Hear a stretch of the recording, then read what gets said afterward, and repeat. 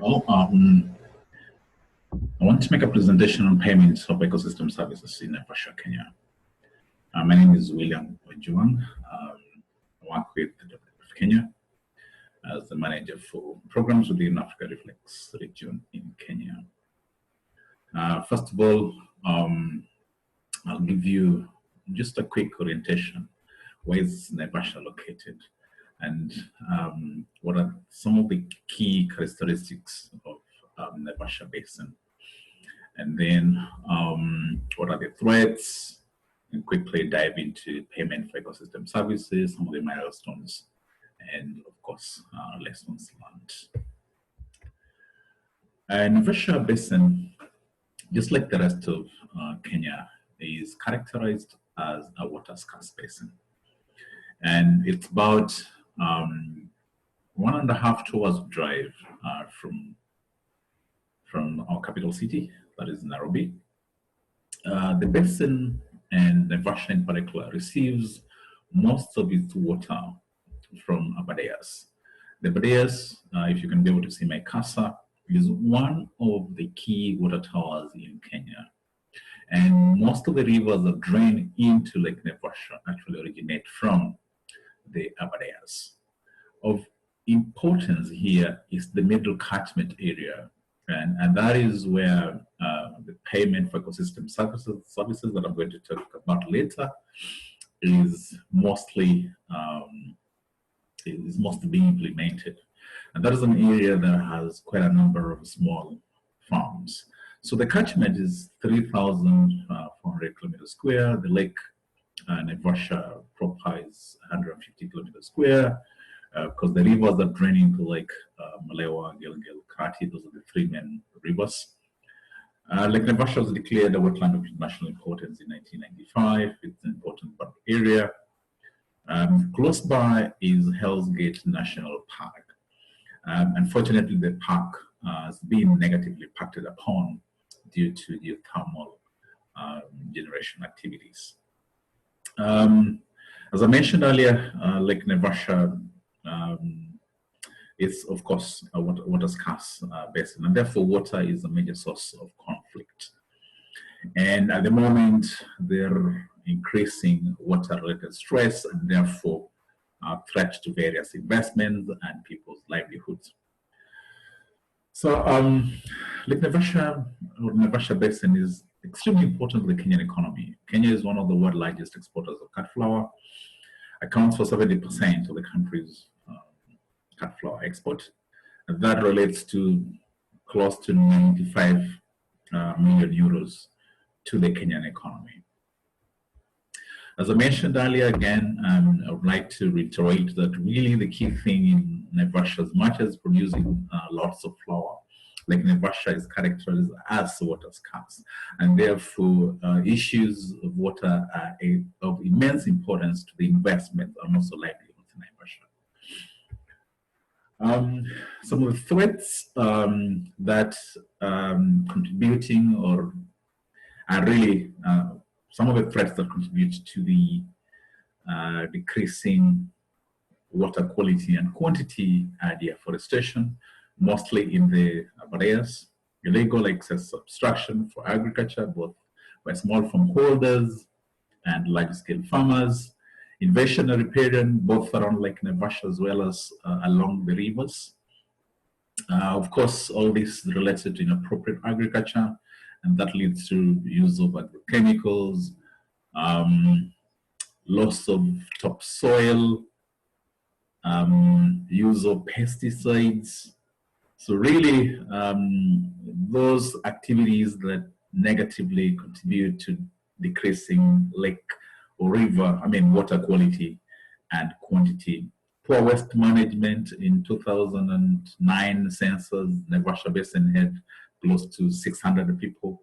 At the moment, we're talking about well over 1 million people, but that number has outstripped the capacity of the waste management structures.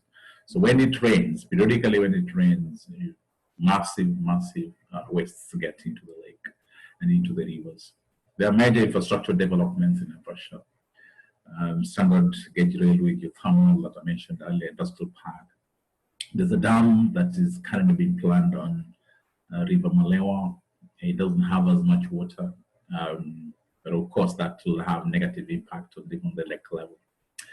All these you'd attribute to weak institutions. Kenya has some of the best laws in the region, but hardly adhered to or enforced for that matter. And that is inadequacies at different levels. So many stakeholders contribute to this. Sometimes lack of awareness, inadequacy in terms of resources, but really this requires collective action. People taking up their responsibilities to ensure that they are there to pass laws. So this is what is really contributing to the increasing water-related stress, as well as threats to various investments in Naivasha. And that is really the essence of, coming up with a payment for ecosystem services, where those inappropriate or what I would refer to as those inappropriate land use practices, particular agriculture, contributing to the decreasing water quality and quantity. So diving deeper into payment for ecosystem services in Naivasha, of course, can be defined as a voluntary transaction between buyers, and in this case, buyers of the flower farms of hotels. Mentioning of those hotels, must add that Naivasha being closer to Nairobi, the proximity to Nairobi, of course, has made Naivasha to be such an important conference tourism destination. So the buyers would be those who are providing incentives to those who are living upstream to embrace better land use practices. And those who are living upstream in this case are the Water Users Association, or the RUAS, for that matter. And these are the sellers of the key ecosystem services, defined really as improved water quality. It's relatively simple, cost-effective, and a way to generate additional funding. So the funding in this case is coming from the buyers, and those are the investors, who are in this case the flower farms as well as the hotels. Activities specifically adoption of consumption agriculture. So terracing, using napier grass, doing contour farming and all that. And this is a scheme that is administered through agreement between the buyers downstream as well as the sellers. And those who play a very key role in terms of administering this particular scheme is the Lake Naivasha RUA, umbrella RUA. That is Lake Naivasha Water Users Association. Just to give you a little more information on the PES cycle. So begin the site selection. This site selection is determined through a criteria. So you look at the hydrology. Those areas, the hydrology, those are key catchment areas that will make a clear business case, because what we are aiming at here is increasing water quality, and of course, quantity, related quantity.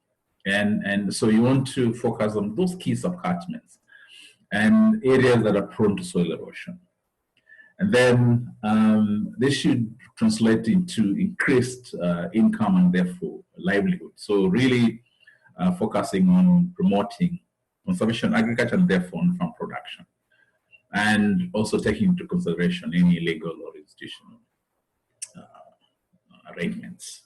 So buyers and sellers are mobilized. There's need for capacity building, particularly for the small farm holders, to really understand why embrace some of these practices. So if you look at the picture on your right, on my right, you'll be able to see that that is a slopey farm, but at least there are napier grasses grown. To use here the napier grass. So this will be able to trap the top soil. It's contour farming, really to reduce soil erosion. And so this need really to build capacity for the sellers and also for the buyers to understand that really their business depend on both water quality and quantity, because they are in a water scarce basin, and therefore they need to pay attention to the increasing water stress and therefore risk to their investment. And of course, after site selection, then you want to select target particular farms.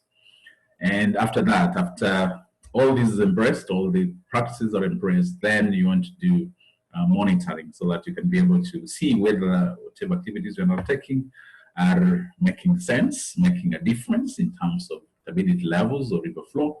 And this is the information you also want to share with the buyers to show that, you know, the incentives that they're providing is making a difference in terms of basin management. In other words, this is really how it works. So you have the service providers who are the small farm holders, and very, very important, the service buyers, and this case we have the flower companies and the hotels, and they work through contractual arrangement. And as I said earlier, this is now being administered by Lake Naivasha RUA, and those who are involved in the contractual arrangement and therefore implementation of the ground are the upstream RUAs, Wanjohi, Apaturasha, Kinja, Wanjohi, and Kijogu. These are water users association, and those are the members who are being capacity built, empowered really to embrace better land use practices. And of course, that capacity has been built through close working relationship with the government, Water Resources Authority, Ministry of Agriculture, and Naivasha. Naivasha is a very, very important entity in all these arrangements. Naivasha is a coordination entity in Naivasha. I must say this is built through WWF efforts. And this is an entity that brings people together, different stakeholders in Naivasha, to see the need of working together synergetically, you know, building on synergies for that greater impact. So Naivasha is a very, very important entity if you really want to be impactful working in a particular basin. And of course, the environmental service or the ecosystem service is both water quality and quantity. And of course, this takes quite a bit of effort and time to really have enhanced water quantity and even quality. And of course, this can only be verified through hydrological monitoring at various points within the basin. Some milestones at least. But this has been going on since 2013. So we've recruited well over 3,200 small-scale farmers who are participating in soil and water conservation through payment for the system services. Of course, this is leading to on-farm production. And really, really proud that we're putting smile on people's faces, as you can be able to see on that lady's face. So the area covered is approximately 240 hectares of land under conservation agriculture. And of course, to really monitor and be able to see that this is making a difference, we have established a pest monitoring tool where the rulers, mostly the people on the ground, are able to collect data using mobile phone app, that is Open Data Kit. They've been empowered to use take the readings and relay the information to a server at WWF. And that is the information that we aggregate, analyze, and share with the buyers as well as really the sellers, so that they can be able to understand that whatever they're doing is making a huge difference. Just a picture to show one of the rowers doing hydrological monitoring. The lower picture is where one of the rowers is being empowered really to WWF demonstrating to one of the rowers how the Open Data Kit is used to acquire data and relay to the WWF server. I have a figure there just to give you a feel of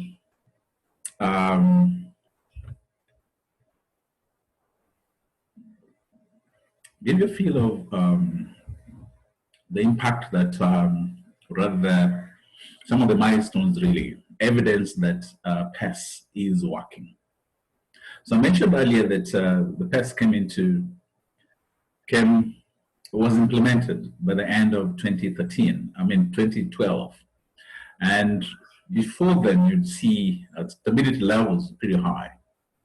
And really didn't matter whether, it's during high rainy season or not, or during much rainfall or not.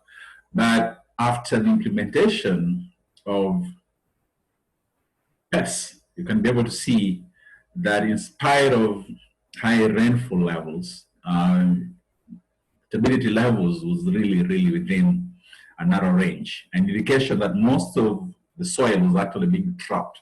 So having the terrace, doing the terracing farming or contour farming, as well as planting napier grass to trap topsoil. And that is being measured using, we put soil rods, graduated soil rods that then people can take reading off and be able to see the building levels of soil that has been trapped. Another evidence is on increased productivity, and these are different value chains or other different products: Irish potato, carrot, green peas, as well as cabbage. And you can be able to see the yellow or orange is actually before the introduction of PES, and after the introduction of PES. This is quite amazing, really, that you can, through this model, you can really transform on-farm production, and therefore increasing income for the farmers, and even food. Also contributing to food security in the country. At the beginning of PES, we had only one buyer, that is in 2013. But at the end of 2017, we had like 23, from 250,000 to 14 million Kenya shilling contributed to support payment for ecosystem services in Naivasha. And of course, the enhanced capacity of the RUAs and community forest associations. So some of the RUA members are also members of community forest association, particularly in the upper catchment areas. Closer to the Abadeas forest, we have CFS. In the middle section, we have the RUA. So they work hand in hand as far as the PES implementation is concerned. Sustainability, of course, I mentioned that LANARUA, which is the Lake Naivasha Water Use Association, is currently coordinating payment for ecosystem services. WWF will not be in Naivasha forever. So there was need really to capacity build, ensure that this can continue even without current support. So they're the ones who are working with the buyers, negotiating, recruiting farmers, capacity building, and of course implementing, supporting the sellers to implement various conservation agriculture approaches. They also support monitoring and reporting, even though WWF is still paying attention to really monitoring and undertaking necessary adaptive mitigation activities. Wherever there's some emerging challenges, then we come in and ensure that this good work continues. Building on PES, of course, as you saw earlier, we had only 3,200 farmers out of about 180 small farm holders. So this probably a drop in the ocean. We take cognizance of that. Got an opportunity to build on a PES, got funding from EU Switch Africa Green, has been running since 2018, recruited additional farmers in targeted area, only 140 small farm holders, but with key differences. The sustainable consumption of production, the EU Switch Africa Green project is aimed at shifting to sustainable consumption of production. So really moving from business as usual to really emphasizing the business element.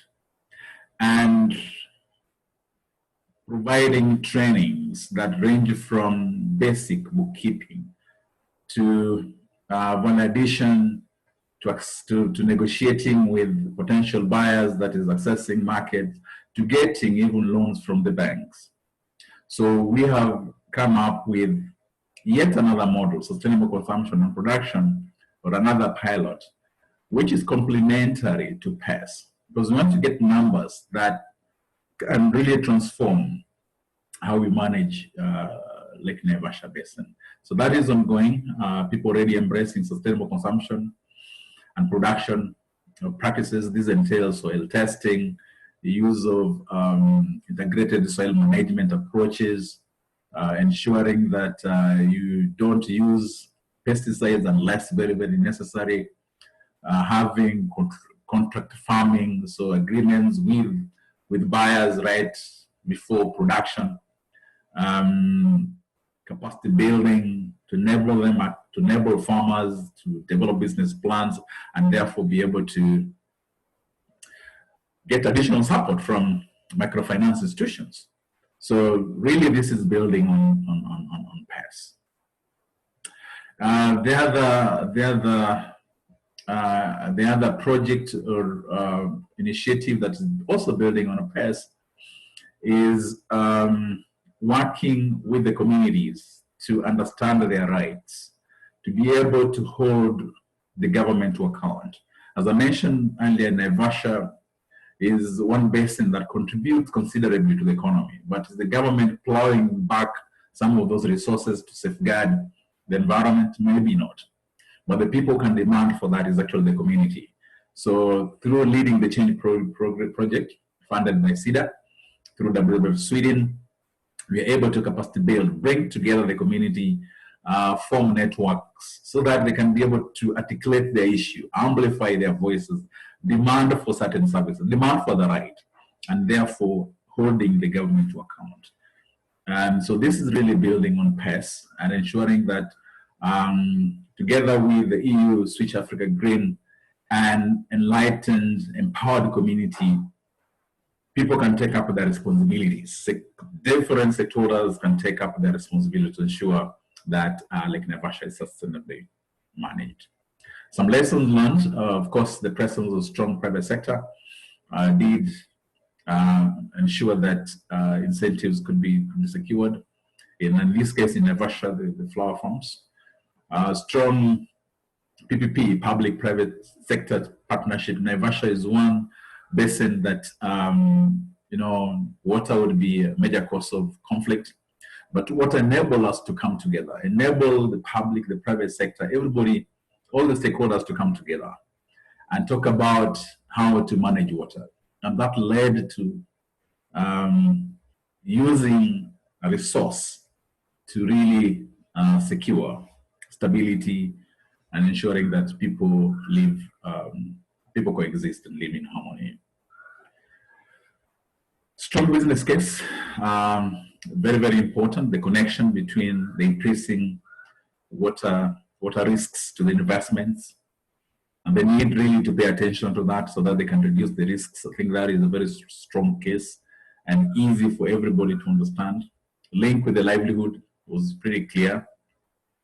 Capacity building, I think particularly for the beneficiaries, the rulers are building their confidence that through payment for ecosystem services, they can really support the catchment management and rewarding those who are doing pretty well. So rewarding PES champions. Thank you.